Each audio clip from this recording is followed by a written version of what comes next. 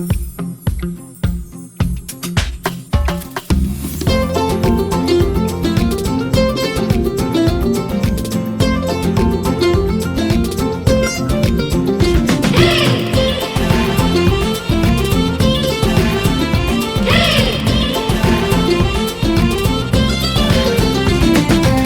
are flying high. We are not alone. We are blossoming in the school we call our own. We play and learn together. There's so much we can do. Our teachers are our friends. We're always making new. This is your Vivero. This is my Vivero. The place is full of magic. This is our Vivero. This is your Vivero. This is my Vivero. The place is full of magic. This is our Vivero.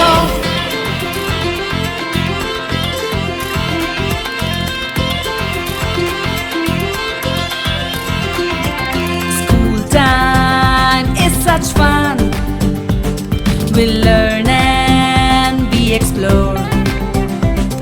Let us sing together. It is time to soar. We love to be limitless and curious while we think. We also weave our stories and step into new beginnings. This is your Vivero. This is my Vivero. The place is full of magic. This is our Vivero. This is your Vivero. This is my Vivero. The place is full of magic.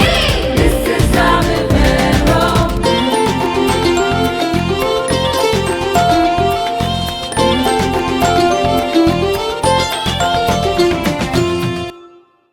Good morning and a warm welcome to our webinar, Parenting in COVID Times.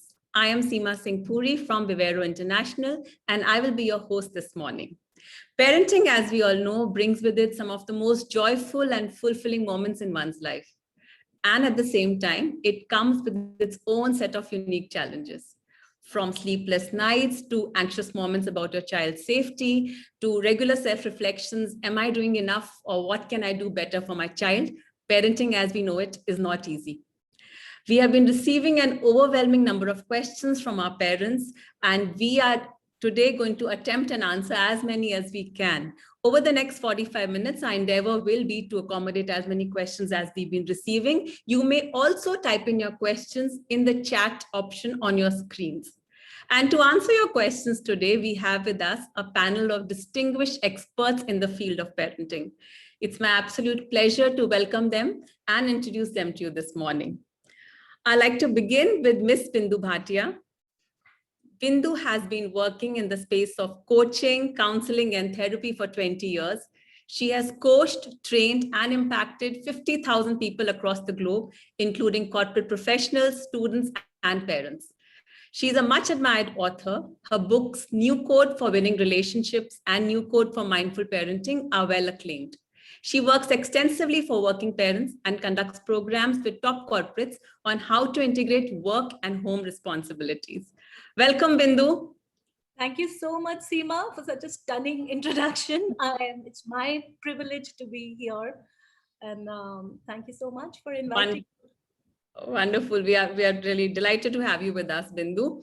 I would also want to welcome Ms. Fatima Askar. Fatima is a mindfulness teacher, an author, and a parent coach. She holds a parent coach training mastery certification from ACPI USA and a professional certificate in coaching educational leaders from Monash University, Australia. With almost 18 years of experience in the education sector, she has conducted multiple training programs within and outside India, assisting schools, parents, and families in the areas of life skills training and child behavior management. She's a valuable member of Early Childhood Association of India. Welcome, Fatima. Thank you so much. It's a pleasure to be here. Wonderful. We also have with us our third panelist this morning, Ms. Nazra Ajani. Nazra is an experienced educator, parental coach, and an art therapist. She's worked closely with psychologists, parents, special educators, and academicians for over 20 years. Nazra has done commendable work on learning difficulty for educators, skill enhancement for teachers, and one-on-one coaching for parents. She's a passionate believer in the image of the child and is currently an eminent member of the leadership team at Vivero International. Good morning, Nazra, and welcome. Good morning, Seema. I'm so glad to be here. Thank you so much. Thank you. We're delighted to have all three of you with us this morning. And I'm sure our parents are eagerly waiting to hear you speak. So I'm going to deep dive into the questions right away. Bindu, if I may begin with you, we know that children have been homebound for over a year now. And whether we like it or not, COVID-related conversations are a part of our dinner table talk now. And children are also overhearing media news, which unfortunately is not pleasant most of the times. How is this situation likely to impact the emotional well-being of 2 to 6 year olds? And what can parents really do to look after their needs, emotional needs, specifically in the present times? Wow. Seema, thanks for that pertinent question. I think when it comes to children, especially at a toddler age, generally the mindset is, what about emotions for them, right? They're kids, they're bound to have emotions and stuff. But what we really don't know much about is that as per the development psychology, a lot of researches, we as parents need to understand this one fact, that between the age of 2 to 7 exactly, a child writes the entire life script in his mind. And that's a very, very big truth. By the time a child is 7 years, they've already defined their own personality, how they're going to live, what is their thought about different things, relationships. How do they do that? The children are observing everyone around. And now, especially in this pandemic time, the extra pressures on the parents, right? They're learning from every reaction that we're having at our home. They're learning from how we as parents are managing this change, how we, every fight that we have, every disappointment from relatives that we go through, every conversation we have about money, about finances, about the pressures, how we are coping up with it as parents, children are observing and they're learning, and hence the importance of emotional well-being. Now, it is important for what is the role of parents now? You can't be conscious all the time of what you're doing, which ideally should be, but yeah, of course, we are all humans. For me, I think how as a parent, I understood this was to understand that it's not important what your child is witnessing. What is important is what your child is translating out of what he or she is witnessing. Beautifully put, Bindu. I think that's a pertinent point. How children are reading what they are observing. I think there's a transcription happening in the middle somewhere. And hence, as a parent, what can I do today matters a lot. And I know that we are all overwhelmed. I know that as a parent today in COVID times, we are also playing the role of a friend, role of a teacher, role of so many roles with the same kid, right? So it becomes overwhelming. Let me share with you 3 things, very, very simple things that you can do as a parent, especially in these times, right? Every human being, little or big, needs it. So the 3 things, as per psychology and transactional analysis, every human being needs: 1, attention; 2nd, acknowledgement; and 3rd is your appreciation. The 3 A's. The 3 A's.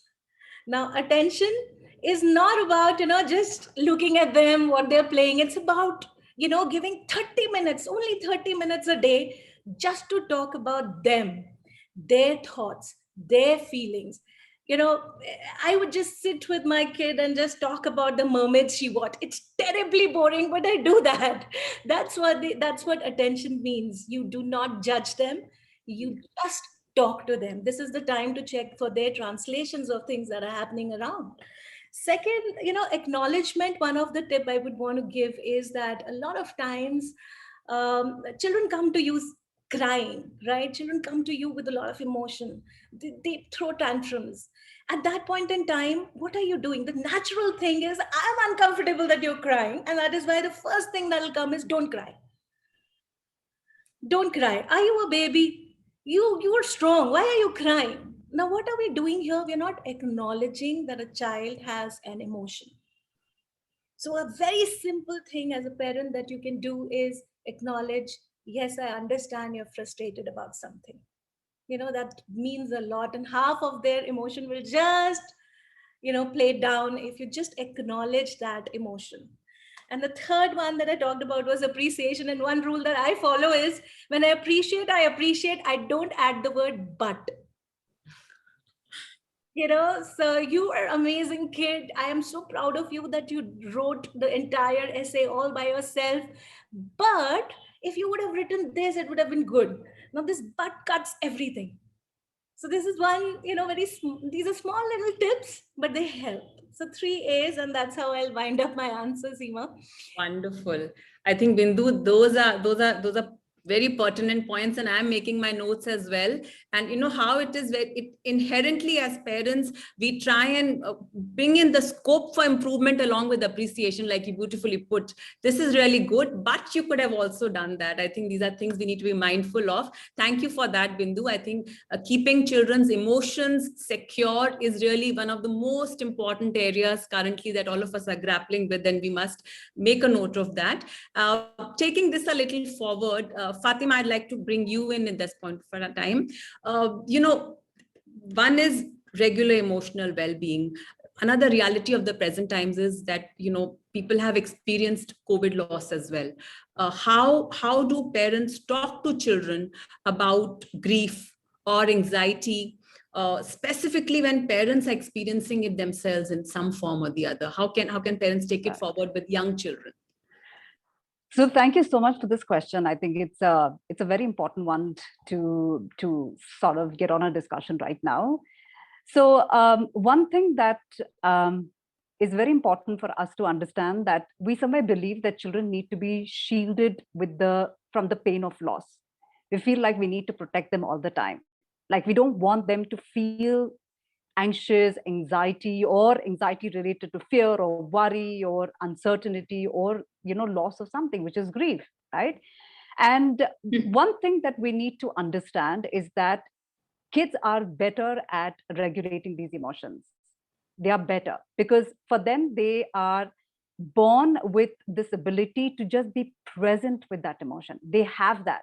But yes, they may come to you for a couple of sort of validation, confusion.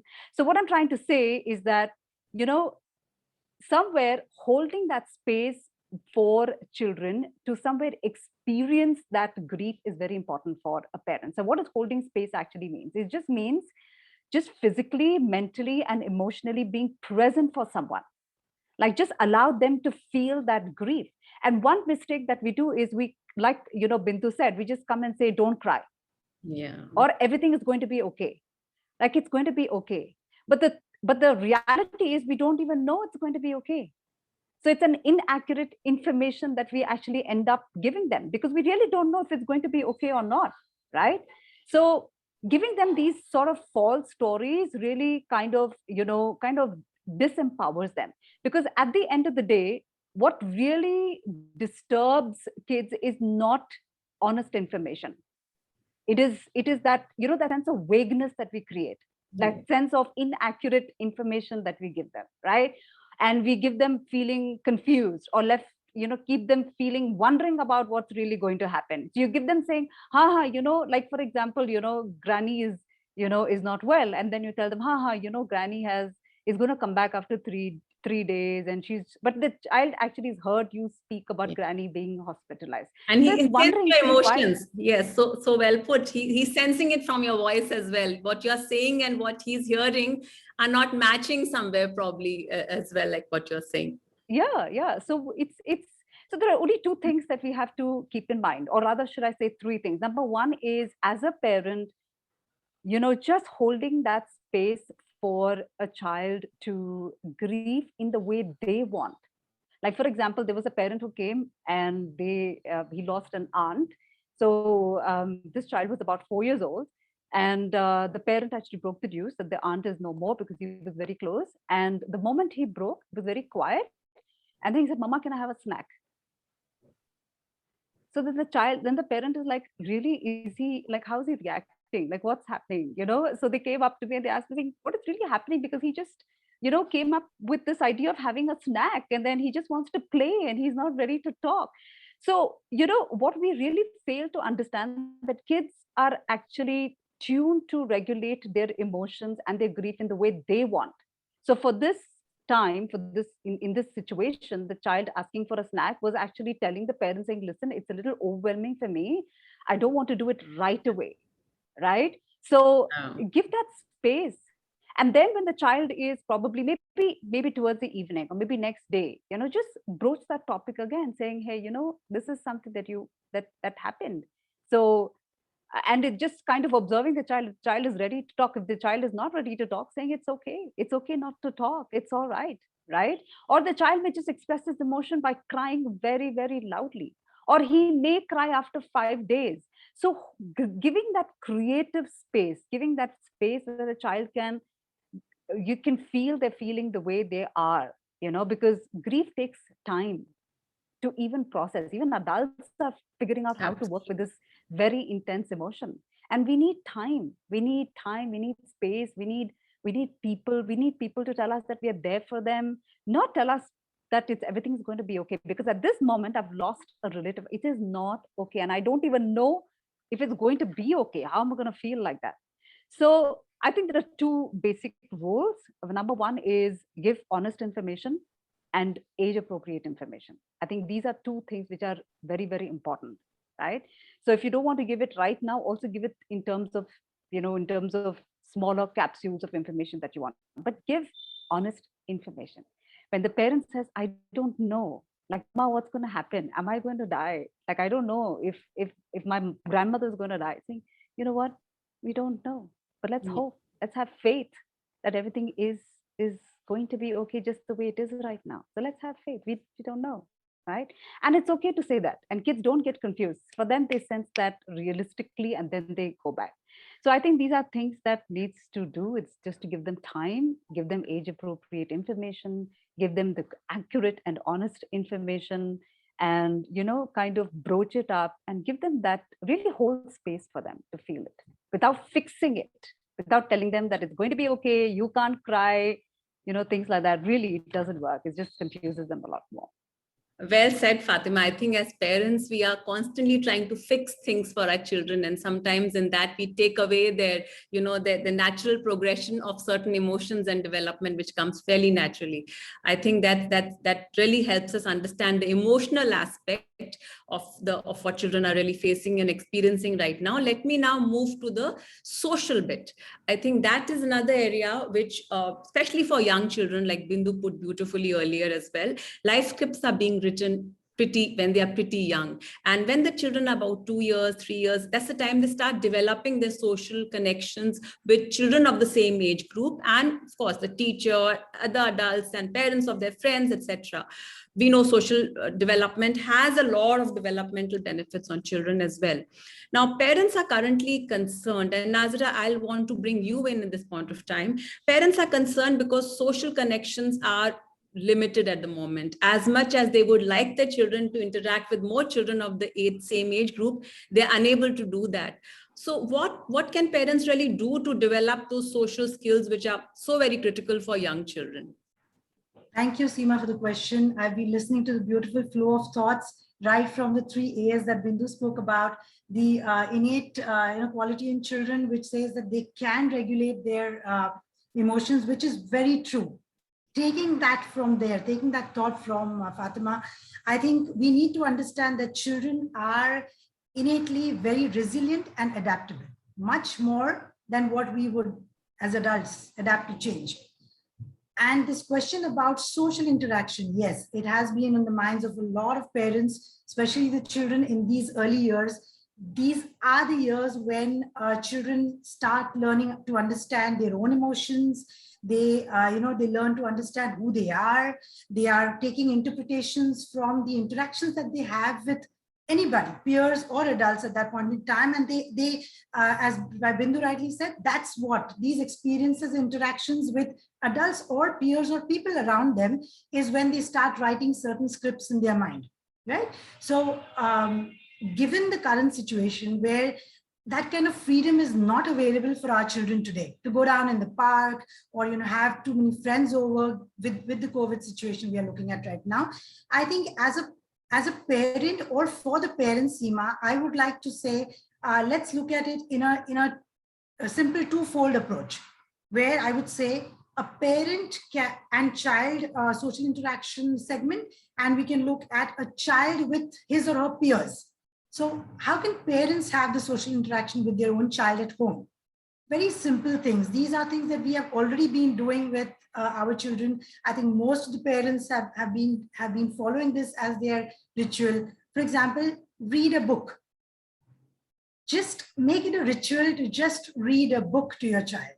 When you're reading a book, what exactly happens is you are bringing in a certain amount of interaction. They are listening to you and they're also imagining. That does help them to create certain amount of social settings in their mind. Second thing that parents can facilitate or bring in experiences is we've seen all our young ones play with their toys, right? So encourage role play with their toys. I've seen my daughters have those small doll parties, and we have had our, the boys in the family play with the superheroes and enact.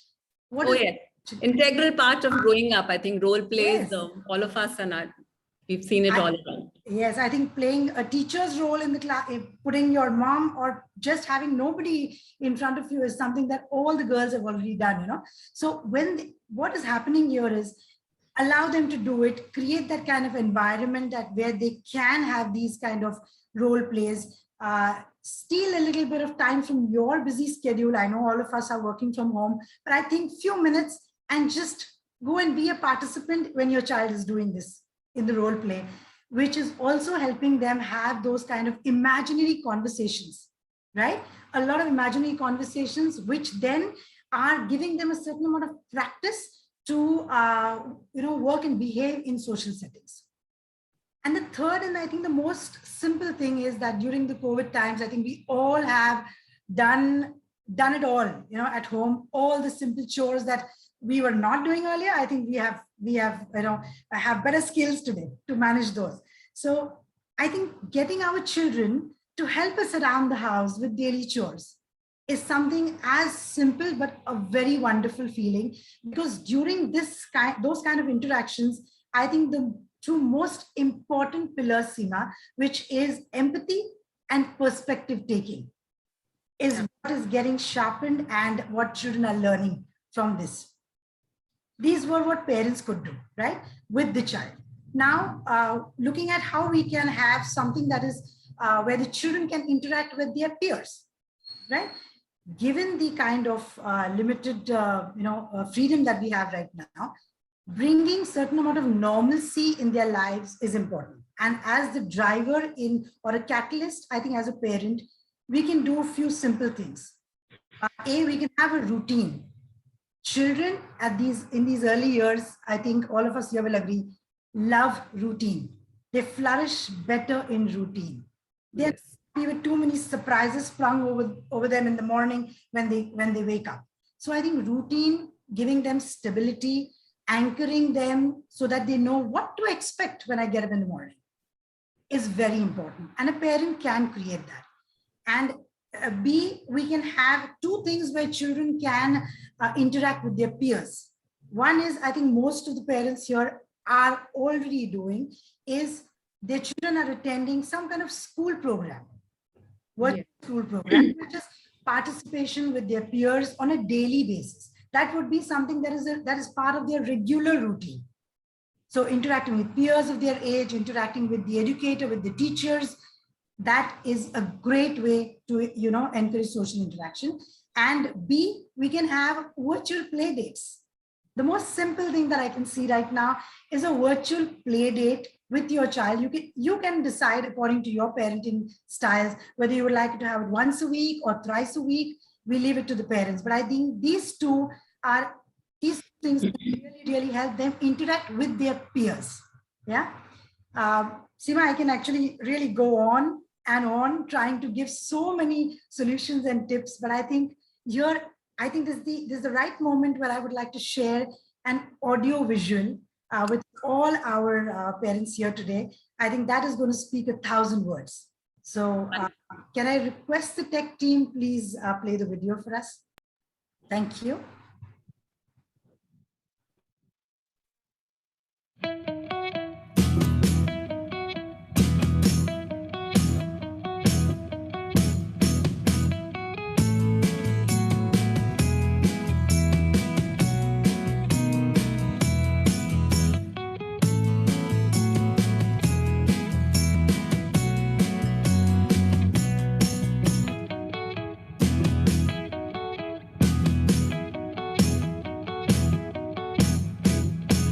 It's been eaten by a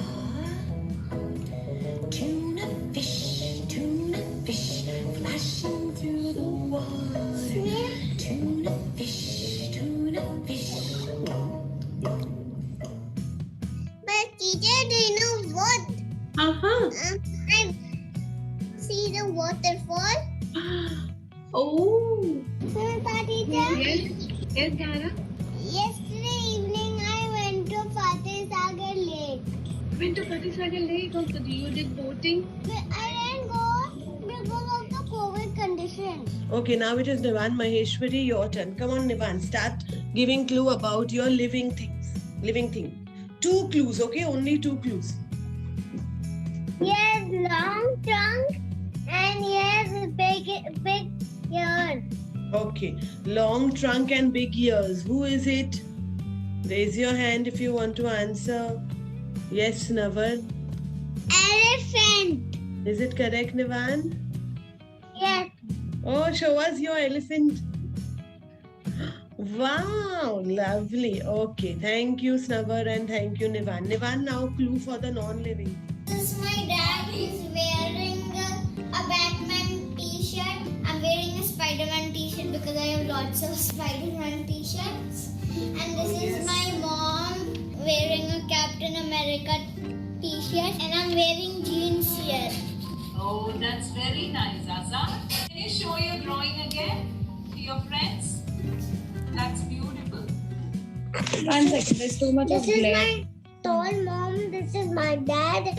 This is my sister. This is my. I am her brother. This is me. Yeah. This is me, and this is.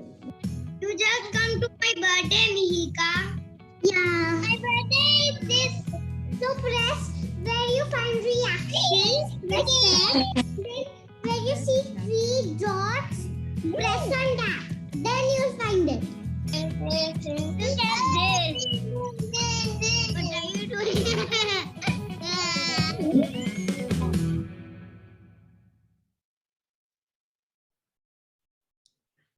Nazra, thank you for that beautiful video. I think what really stood out was children are just hardwired for social interactions. And I think the joy of interacting with their peers is something else. You could see it in their eyes, literally. And I think even teacher-student interaction has its own charm. Absolutely. Thank you for sharing that, Nazra. Absolutely. I think, Seema, this video that we watched just now, I think we as adults have always believed that social interactions, emotional development can happen only in a physical setting. And we did believe this till before the pandemic struck us. But I think with this, the children have really shown us throughout the last year that social interaction doesn't need to be bound by being under one roof physically. I think it has flourished as well as on the virtual platform. And I think I take that away from them right now. Absolutely. Speaks volumes about their, resilience and adaptability of young children. And thanks, Nazra, for that. Thank you. I'll move on to the next question that we've had from quite a few parents. And Bindu, if you can take this for us. Parents have been experiencing a behavioral change in children, Bindu, of late. So a lot of them have written to us and have been telling us as well. There are more tantrums from children now. They probably become more stubborn. A lot of them tell us just doesn't listen to us anymore, you know. So why is this really happening, and how best can parents manage these behavioral changes in children at the present times? Great. Okay. So there's something very funny that I remember from a book. You know, it started saying, I was a wonderful parent even before I had a children. Well said. I was an expert on why everyone else was having a problem. Yes. And yes. then the reality struck when I had my own.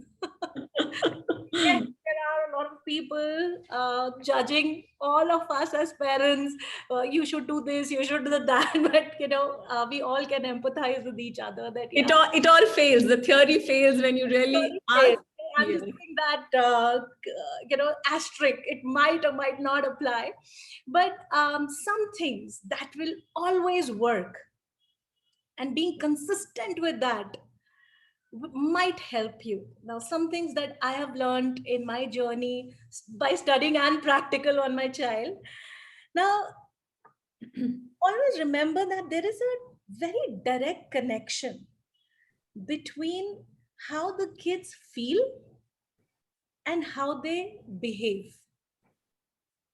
And No filters for them. So no filters. At the same time, even for us, right? Yes. How we feel, our behaviors do show that. And that is the same with children, right? Now, when the kids feel right, they'll behave right. So which means that's a big clue for you as a parent, that there is something that is brewing up in the child. They are feeling something. There is something unmet or unresolved that is making them do, you know, have these tantrums and anger pangs. The first thing for us to understand is that. Now, what is my role as a parent? What do I do when they are throwing tantrums? I think that empathy, that this tantrum is just, you know, what I'm seeing, but there is too much behind that is going on. So that empathy really helps. And how do you show that empathy to the kid is, the least you can do is not show your own tantrums, because if you show your own tantrums, then it's very clear that you're not comfortable with the child's feelings, right? Yes. So the best and simplest way when they are into that mode is, again, and I'm reiterating my point, is by accepting how they're feeling. Yes. Let them vent out first. You know, without taking it in the, how can they talk to me like that? This is happening, without letting your fears unfold.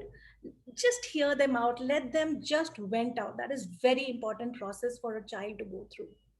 And after that, and Bindu, if I may say this, I think inherently the minute children start behaving in a particular way, inherently we immediately want to stop them from. We are worried about what will everybody around them think, or you know, this is really getting out of hand. So I think step one. It is our fears, and especially in front of anybody else, if they do this, then we feel even more embarrassed. Yes. You know what? End of the day, our child is the most important thing or being in our life. So let's face it, let's give them that attention that they need, irrespective of whoever, whatever. So stop, you know, at some time deal with your own fears. How are you being judged? Yes. Get that into the back burner. I know that's easier said than done, but if you can do that, just realizing that a child is very important. Right now, if he's throwing tantrum, there is something that is going on. Now that's when they are throwing tantrums. Now, what can you do proactively, or what can you start doing today when things are fine to ensure that the tantrums are less? Yes. These are some of the tips that you know, you can experiment with. One, a lot of homes I have seen, especially in our culture, we are not comfortable talking about emotions. So I think as a family, opening up to each other, giving each other feedback, what I like, what I wish could change, talking about emotions is very important. for a child to know that, yeah, I can tell my mom that I'm feeling this way.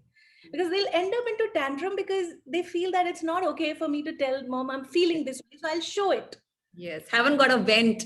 They haven't been able to sort of vent it out or show it through words yet. So then it comes through actions probably. And now for them to, showing it is easy, and tell and show. I'll tell you one very interesting point, and that might help parents themselves as well. It's a very famous saying that when you have a negative feeling, when you're angry, for example, yeah, it's important to tell. You tell, you don't show. And the difference is, what are you doing? That's like I'm showing that I'm angry. Yeah. This is the way saying that, you know what, I'm feeling a bit angry about this. Now there's a difference between these two reactions, right? So learn the emotional vocabulary first, and mindful parenting, that's one of the ways you can be a mindful parent, by learning a lot of words of emotions. How do you yourself describe what you're going through? And telling that rather than showing that, and your child will learn that with you. They have mirror neurons. Trust me, they'll copy what you do. So that's another one. Third mistake, and that is something that I've also seen our parents doing unconsciously. What we do is we went out in front of our relatives or our friends. Oh, he's a very naughty person. Yeah. Oh yeah. He throws tantrum.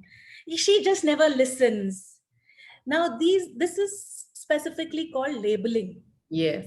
Yeah. My dad used to say, oh, she's very sensitive. She's a crybaby. And then I just embodied it.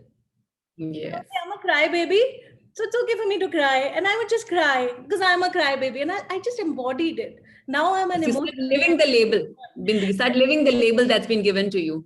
Absolutely. And especially coming from parents. Yes. I just sees it. So if not negative, if not positive, then don't give them a negative labels. I think that itself, do not start reinforcing negative labels. Even if you're describing your child in front of your relatives, describe what you want him or her to be.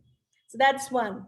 Another one. And then sometimes, and last but not the least, once they're feeling settled down, once they they throw tantrums.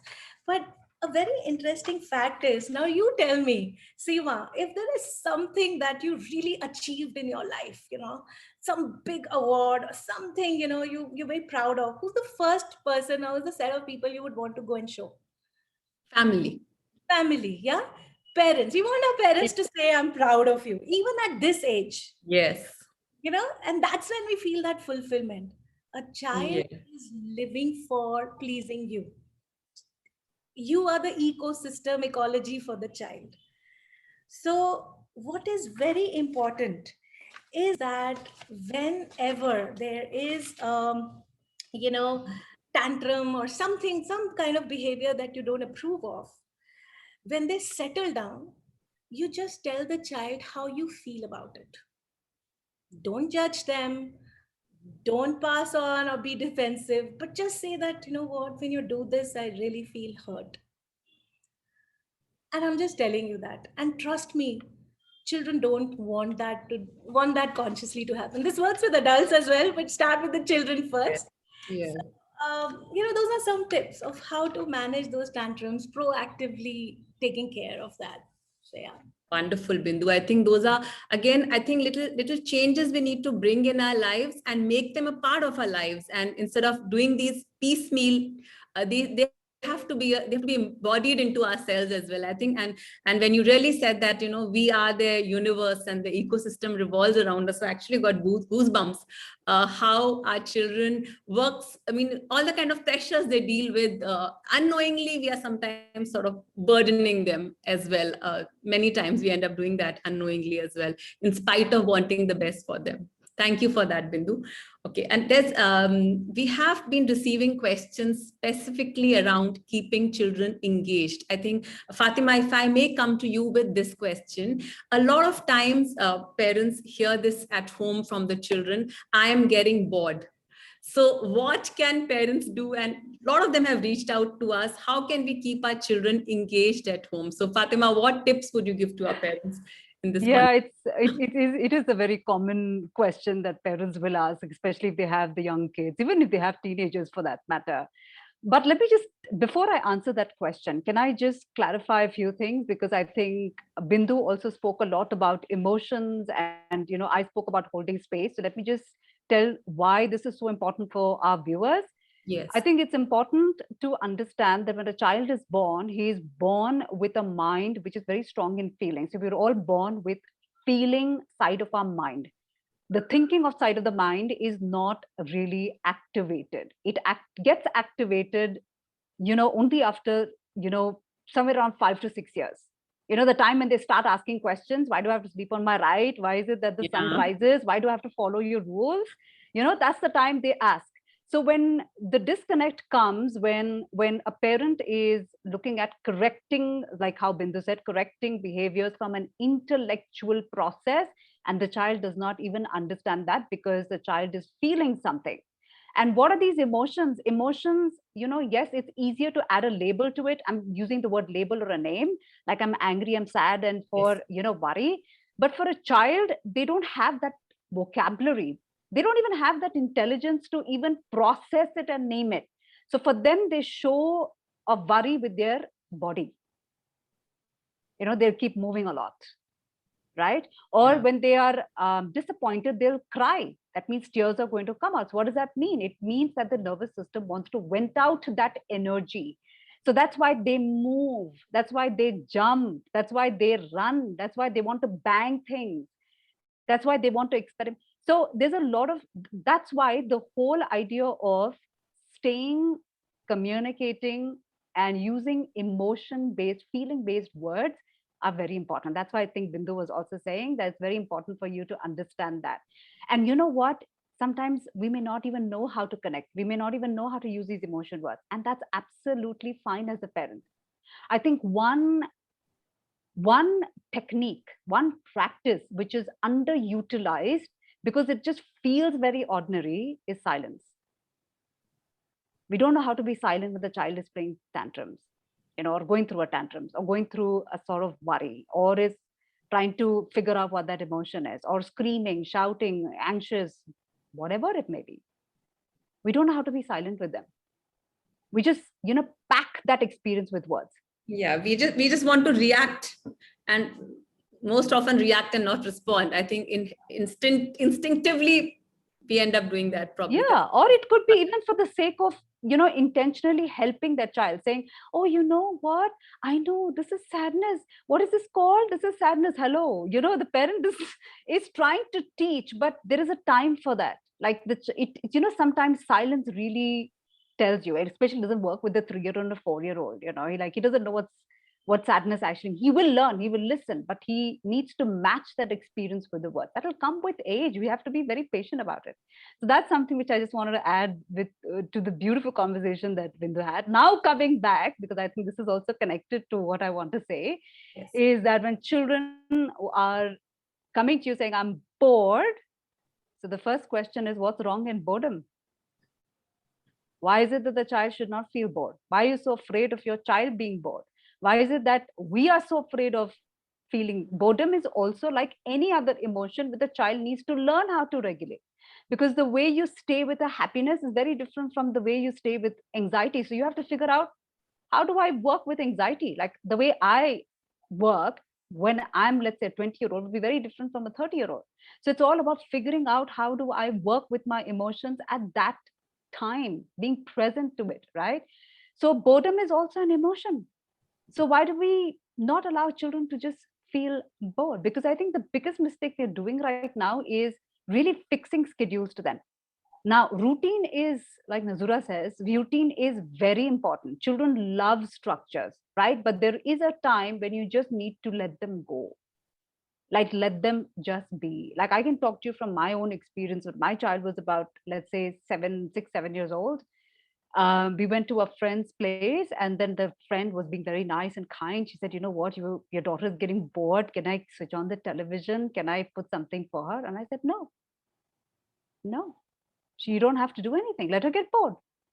So then she said, but no, she's getting bored. She's not doing anything. Let her get bored.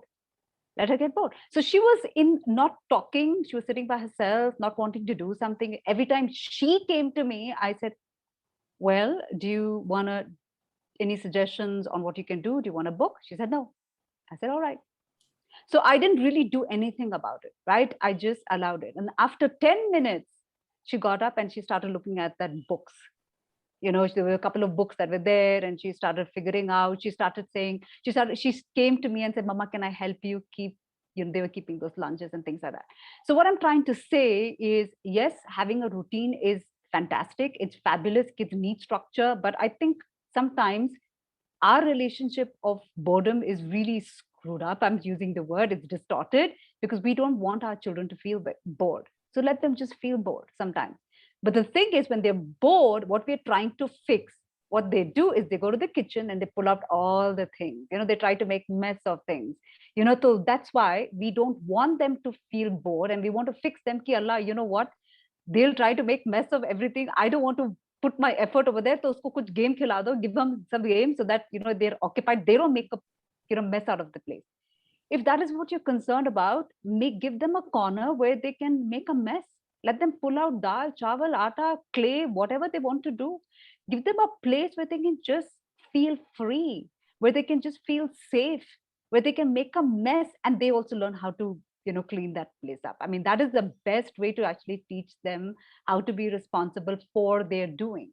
Yeah. So just being, getting them to figure out what they need to do when they're bored. Because if you don't do this right now, when they're teenagers, you know what? They will go and look at and choose things that is going to be superficial, unhealthy. They'll, you know, look at choosing some things that gives them happiness, which is just at a superficial level. Let them go deep and let them figure out what they need to do and how to handle that emotion.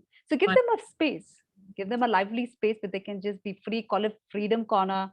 Let them make a mess, keep some mud, keep some, you know, these little bottles that you have, something which is safe for the children, and just let them figure out how to deal with boredom. Wonderful. I think that's something which we can do. It's not that difficult. It's just conditioning our minds and knowing that letting children be, let them explore, and they will figure out their way of keeping themselves happy and engaged. Thanks, Fatima, for that. Can I add one? Yes, Bindu. Yes, Bindu.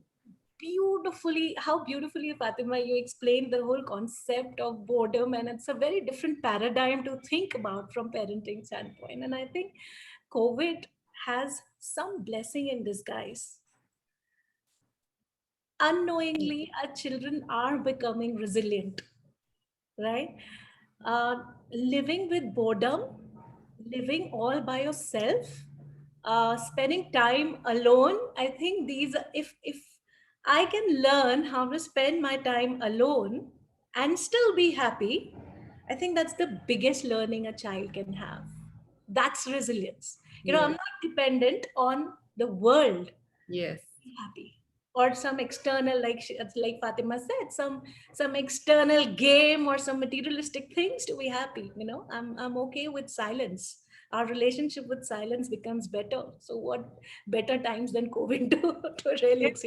Yes, and I think COVID has really done that. COVID has changed a lot of things within us and around us. And really, this is one of the things. It takes time to come to terms with it because we are so used to over-scheduling our children's routines. But however, I think this will go a long way in keeping them happy in the long run. Nazra, let me bring you in at this point of time. And one area which is, again, if I may call it a pain point or a concern for a lot of parents, is increased screen time. Children are spending a lot more time on different devices at the moment. What is your advice to our parents about this? A good question, I think, Seema. And listening to Fatima and Bindu, I think just to summarize and say, I think children have learned to manage their emotion with discomfort tolerance. Whenever there is a discomfort, I think we have learned to manage our emotions in that. And coming back to what I'm talking about, screen time, I think screens are here to stay. They are an integral part of our lives, and now more so with our children. So what I would like to tell parents is, please don't look at or with an objective to say, I'm going to just do away with screen time. That is not realistic. Absolutely not realistic. So as a parent, what is it that we can do? We know that we are working from home, parents are busy. As part of conditioning, like Fatima and Bindu said, there are times when it was convenient or is convenient to us. We have given our child an iPad, a phone, so that, you know, they would be kept busy. So we have even as a parent, we are partially a little responsible for having, exposed them to that kind of screen time. But it was the need of the hour. I would say there is nothing right or wrong in this kind of parenting. Parenting just comes with those experiences where we learn from the actions that we actually put out, and then we get those responses. So having said that, I think as a parent, coming to the point of screen time, it is very important for us to understand that there are two types of screen time. Okay, I would say one is interactive and the other one is passive. With the interactive screen time, very simply put, this would be mindful engagement with the content on screen. Now, when there's a mindful engagement, the outcome is it is encouraging participation, social interaction. There is a lot of thinking skills that are being put forth by the children when they are mindfully engaged with the content on the screen. B, as I said, passive.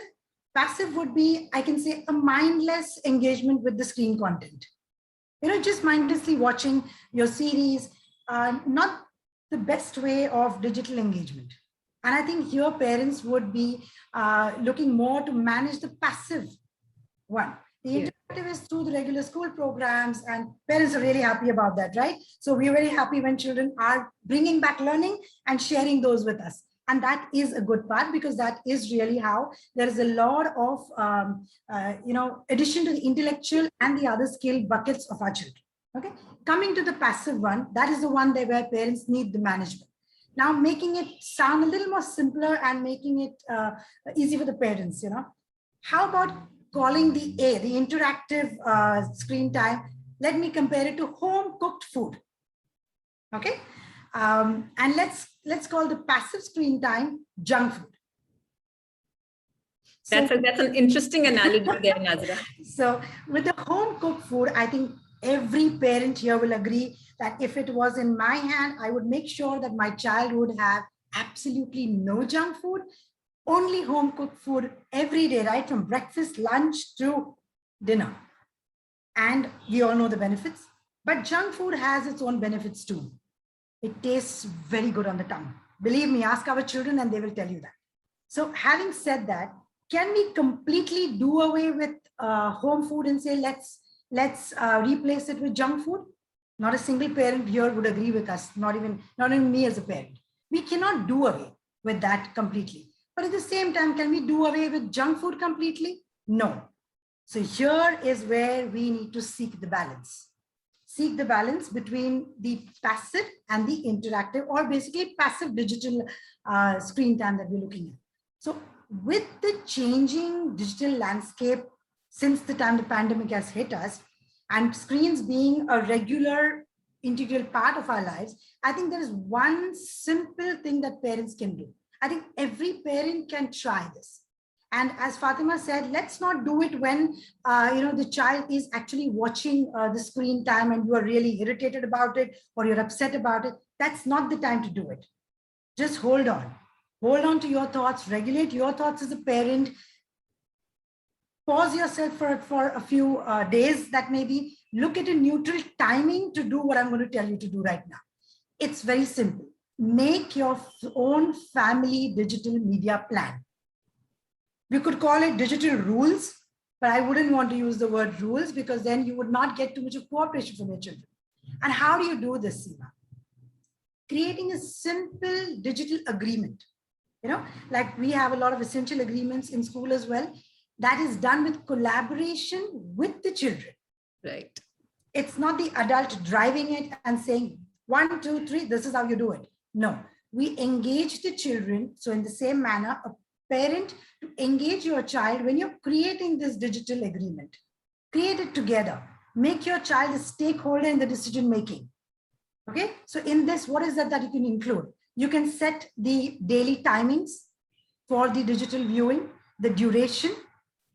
and also weekly times or weekly treats when they can move from maybe the regular weekly digital timing to saying, okay, you get a half an hour extra over the weekend. So anything that suits your family values and your parental style, which is extremely important. I get it. So I think if I may just wrap this up for you. Sure. So what we are telling them is, A, bring in balance, involve our children in making sort of essential agreements around screen time. Yes. And once we have their agreement and consensus, it will be far more smoother and we can arrive at our own family's balance. Absolutely. Thank you for that. Thank you. Thank you so much.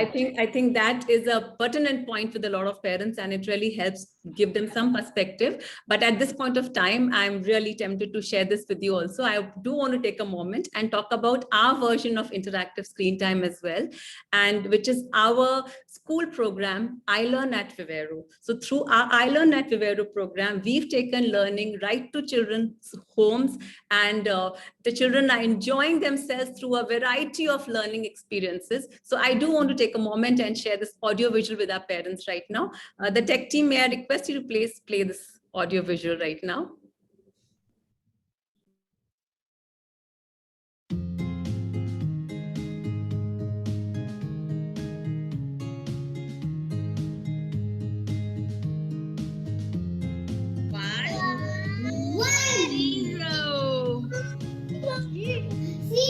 Deepika teacher, see Deepika.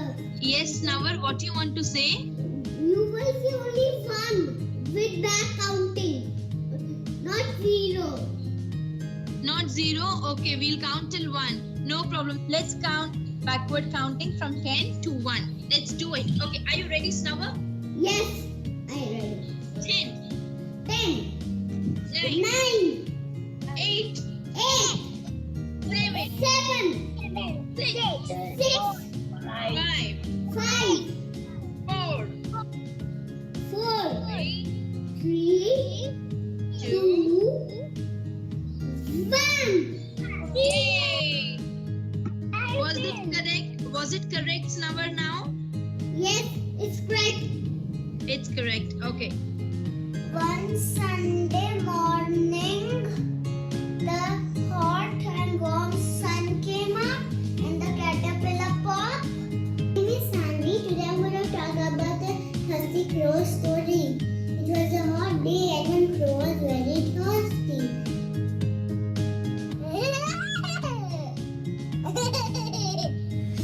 I keep bringing here 1 corn, then I will make it 2 corns.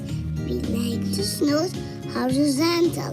We like to snooze upside down. We like to snooze wherever we choose, snoozing around the town. The butterfly asked her, "Why are you so sad?" The flower answered, "My friend is missing."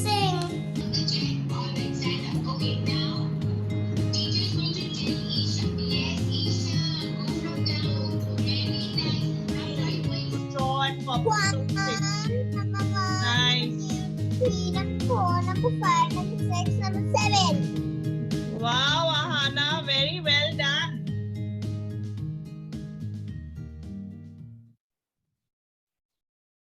Nazra, it's as though the screen doesn't exist for the children. I think you're talking of the interactive screen time, and for them, the boundaries have blurred completely. You know, Absolutely. virtual and physical is all pretty much one thing for them.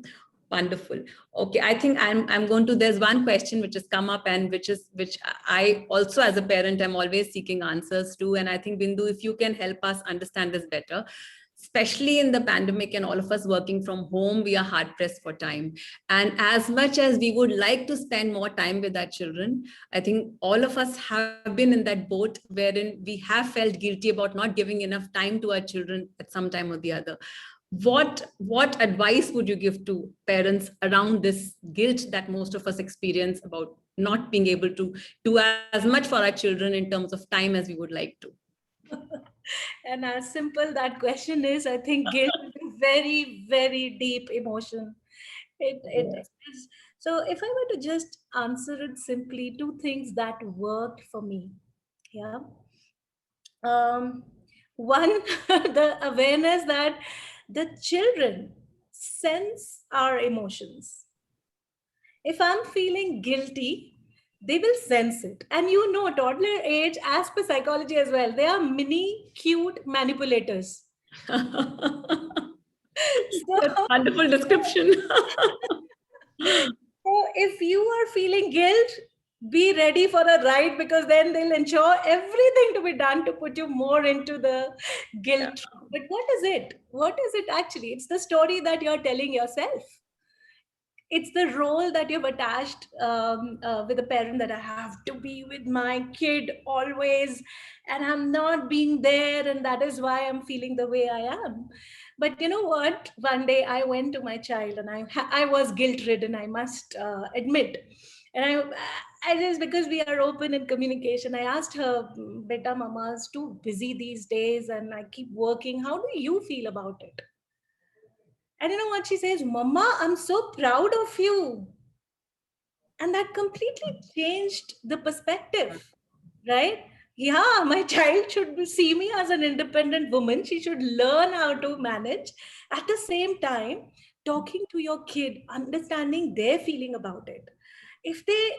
I understand if they say, "No, I really miss you," or I want to spend more time, then really talking to them about how do we do it. Co-creating that solution. Trust me, your children are more mature than you think they are. They'll come up with answers that you would have never even thought about, right? So talking to them, understanding what are their expectations, and not really thinking and distorting the entire information and story in your mind. That will help you get rid of your guilt. The second thing, which is very important, is you're working. You're working, right? What are you working on? Why are you working? How are you impacting people? How are you helping the organization grow? How are you helping the society? Get them a feeling of pride.